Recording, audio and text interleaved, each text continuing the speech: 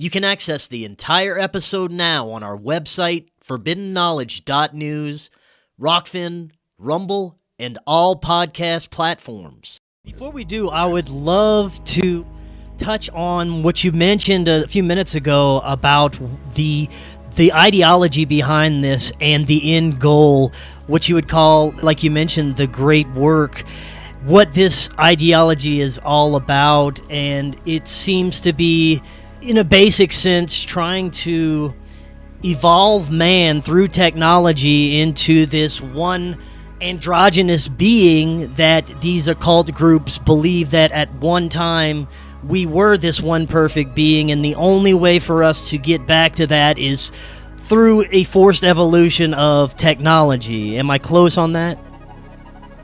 Yeah, that's actually a pretty good approximation of what we can denote from looking back at their writings. Mm-hmm. They hearken back to a time that they call the Golden Age, or the Golden Period, a world that existed prior to this one, wherein mankind was dual-sexed in one body. He had the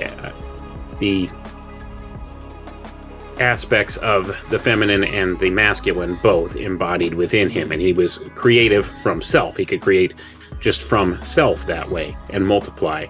Well, if you look back at the teachings of the Rosicrucians and other groups, you see that this was a period before the modern era here. This was a world that existed prior to this one in a different time. And some of these teachings get a little convoluted by the secret society groups, but it's all essentially part and parcel of the same thing. So they're hearkening back to this age that they refer to as the Saturn period, where it was the golden age of mankind, where man existed in a paradisical type state, but he was this dual-sexed being. He was able to create in and of himself bodily. But this was something that didn't have the spiritual connection or connotation at the time that it was. So this was something man was able to reproduce much like a plant does, but at the same token, he also had consciousness comparable to that of a plant during this period. So he was not really self-aware at that point. And this is what they teach in some version or another in the secret schools. So at one point or another, what they seek to do is go back to this time where this golden age, this paradise on earth, as they refer to it, but they want to do so with the intellect of mankind intact. And that's what they're seeking to do. They want to re-evaluate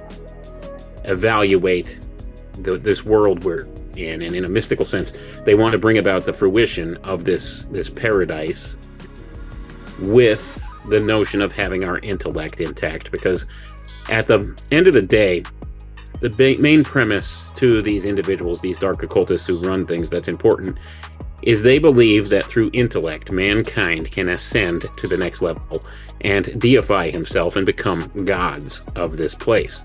Be the gods, be the creators, be the builders, the master builders of this place. A lot of this language harkens back to the secret society groups. A lot of it Freemasonic. People are most familiar with the Freemasons as a secret society. So we find ourselves referring to many of these things in their terms.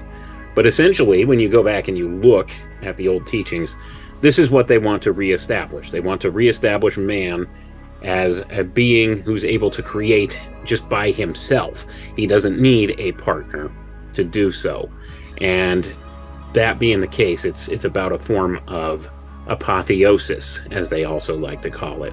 And they see that being something that is within their grasp here in the modern era through the use of high technology and through this transhumanist notion of things. So what are they doing with this? Well, they're trying to eliminate variety out of the equation. They want to merge the two gender principles back together again in an androgynous type state. And we see this manifesting in the modern world through things like this transgender ideology and all of that stuff.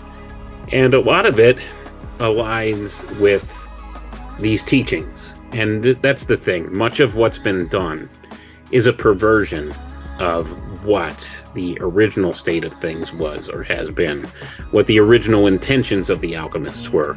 They've taken the inversion principle and applied it in this way, always stating that they have these wonderful or good intentions for mankind as a whole. But at the end of the day, what's really happening is it's all about the betterment of these select few people at the top of the power structure in this world. They want to maintain their grip on power. They want to affirm themselves as the gods and rulers of this place.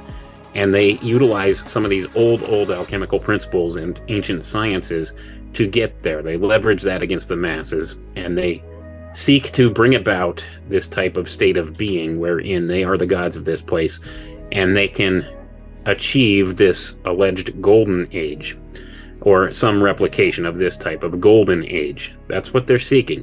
But what does this look like? And that's what we're getting to right now. Because, like I said, what has happened is through the course of time and through revisionist history and in space, we see that what's happened is they've taken a lot of these old ideas and inverted them and perverted them against the natural order of things. And that's what they're seeking to do.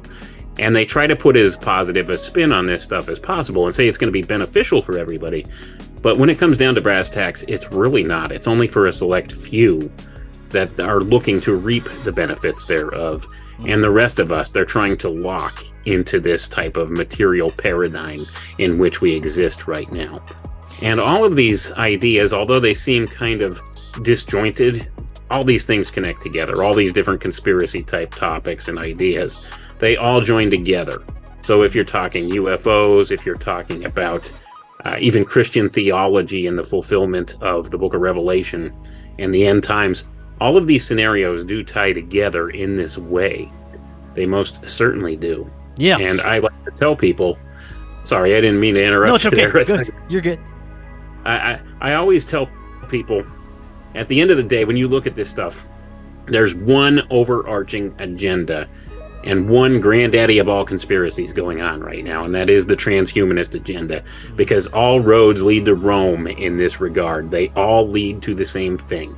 So like I said, whatever I look at, no matter what topic it is, it always ends in one of those two places, back in the ancient mystery schools and the occult ties to it, or in, if you look forward to its inevitable ends, it's always this transhumanist notion, this post-human type of an idea that they're putting together. So one end leads to the other. You could trace back the roots of this as far back in time as we could look, and we could see the culmination of that coming up within the very near future if these people get their way. They see it as being possible now with the modern technologies they have. They want to achieve this goal, and they've been successfully socially engineering the public to align with their goals, and people don't even realize how they've been manipulated in this way, because they use notions and ideas that most people are not familiar with in the modern era, because we've been taught primarily to think of these things as silly or nonsensical. They use tools like astrology and tools like language, hidden language, what they call in the Freemasons the green language, also called the phonetic Kabbalah, also called the language of the birds. There's many distinctions for this.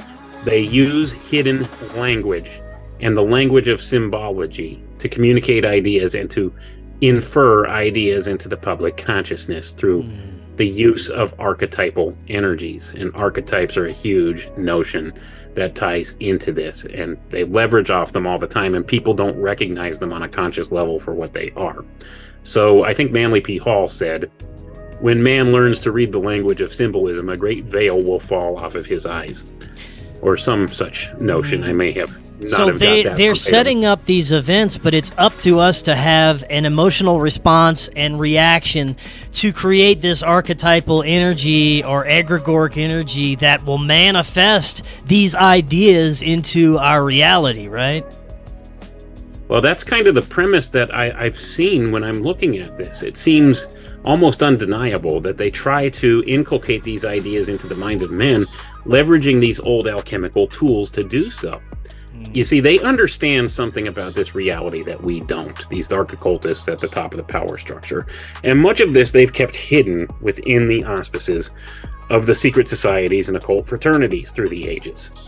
And they call this magic. You could call it whatever you want.